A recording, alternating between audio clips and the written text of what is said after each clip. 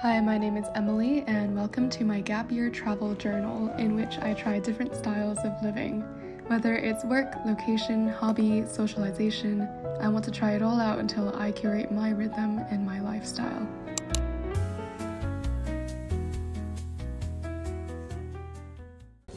Hello everyone, welcome back to the last vlog out of my series in Vietnam. I'm on my way to Ho Chi Minh City from Hoi An.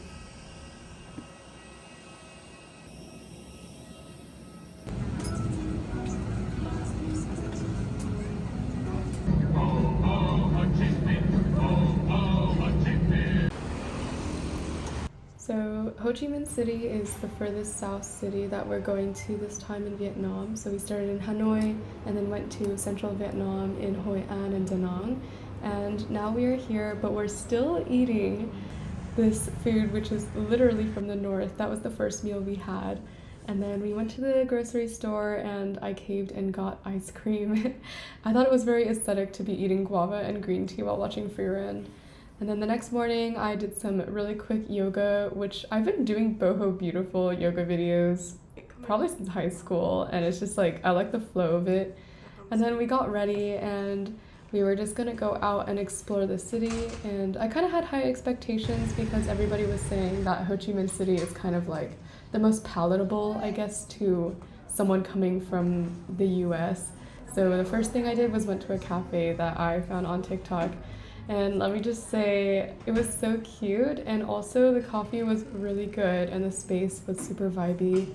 I feel like, and my friend told me this before I went to Vietnam, but ever since I went to cafes in Vietnam, I feel like it kind of blows other cafes from other countries kind of out of the water in terms of design, like the artsiness of the space, so to speak, like the ambiance, and then also the quality of the drink for the price that you get.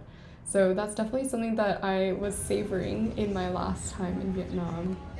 And then after that, we were just kind of walking around, and there were so many like glutinous rice desserts to be had. I think we were actually wandering in this plaza that was meant for like travel guides outside of Vietnam for locals. So they were running ads the whole time. But then after, I went to get broken rice chicken, and it was so good. It was like perfectly portioned. And I love like food where you can see everything on the plate like this. I watched this K-drama that was like Extraordinary Attorney Woo, but she liked to eat kimbap because you could see all the ingredients inside of it, and I kind of feel that way when I eat food as well. But then we went on this tour, this motorbike tour that we booked also through Airbnb Experiences, and they brought us to the postal office where they had Ho Chi Minh, the father of Vietnam, pasted at the very top of the like whole hall for people to see, and you can actually still send postcards from there all over the world. And then we went to go see the Independence Palace.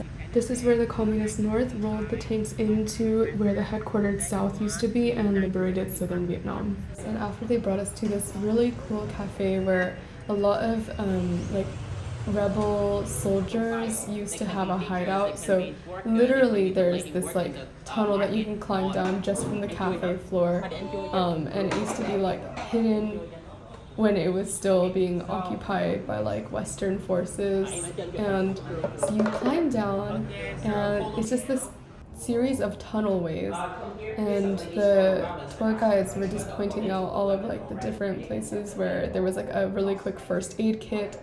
And then you climb up, and it's just a series of tunnels coming out of like the sinks and cabinets from behind bookcases where you would not really expect for places to be able to store weapons and ammunition. But yeah, soldiers used to be staying there. So it's just like in this very unassuming alleyway. And then afterwards, we went to see the place where the person was like the burning Buddha. He sat in the middle of this road and set himself on fire in protest of religious freedom during the Vietnamese government's rule where they did not allow for people to practice Buddhism. And then afterwards, we went to this place where it's like very old apartment style living in Vietnam. So it was really beautiful to be able to look down and see all the people shopping and eating, and people were just like walking around and pushing their motorbikes up so many flights of stairs. And our tour guide was just telling us that the most expensive lots are the ones that are closer to the first floor because then people can open shop and kind of like do barber services or like food stalls and things like that. Then we went to like a large wholesale flower market. This store, this is the number of the store.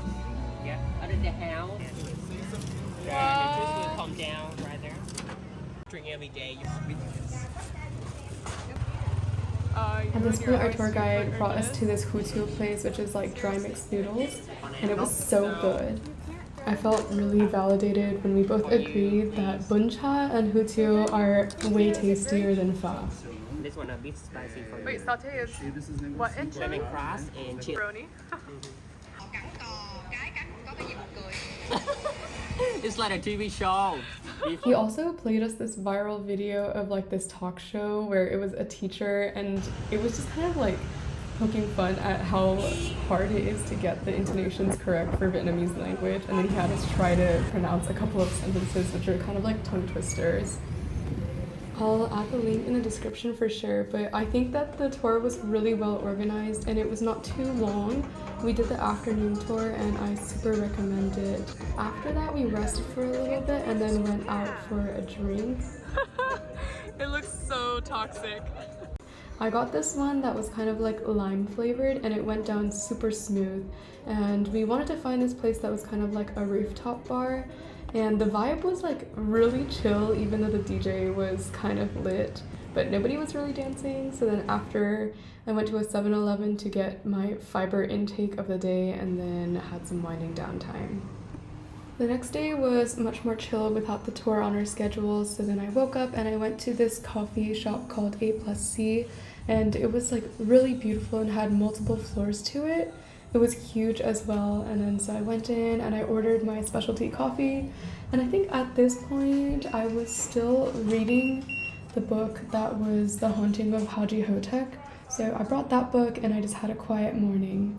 I also got to think a little bit more about what I talked about with the tour guide yesterday. He said he was from the Mekong Delta, and originally we were going to do a tour service there too, but then my friend kind of convinced me not to go because I am afraid of like diseases spread through mosquitoes, so we didn't end up going. But our tour guide said he also ran guides there and that's where his family originally is, and he was just telling me that tourism has become like a really important way of making living in those rural areas still viable, because there's like a big trend where the current generation of children from rural settings will just want to move to the city for very obvious reasons, like better wage opportunities, more convenience. So I feel like a big theme is to romanticize like the countryside, the simple lifestyle, quote unquote simple, but in reality, if people have the opportunity to, it makes a lot more sense to go to the urban areas.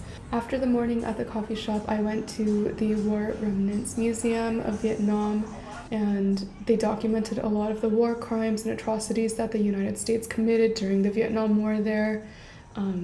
Yeah, and it was beautifully documented. You go down from the 3rd floor all the way down to the 1st. I highly recommend it because it's not too long of a museum, and also there were some really telling pieces of evidence from all of the decisions, the poor decisions that were made during the Vietnam War, like a lot of the letters that just show so much of the moral backsliding, and like I think the backwards kind of creep into the initial justification for the war as like preventing communism, but then eventually just like indiscriminate mass killings.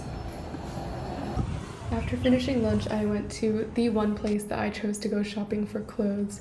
I came in with a very strict list in mind, which was to find a pair of stripy gray pants, and that I found at a brand called Hades. These pants were around $30 when converted to US dollars, so I got those in medium. And then I walked over to another convenience store. So I got this durian cake because I'm on a durian kick, and it was a lot of cream. As for must-try foods, I would say bun cha, hủ tiếu, bánh bèo, chè, and salted cream coffee. Thank you for watching my Vietnam series, and thank you to everyone who made this trip so memorable.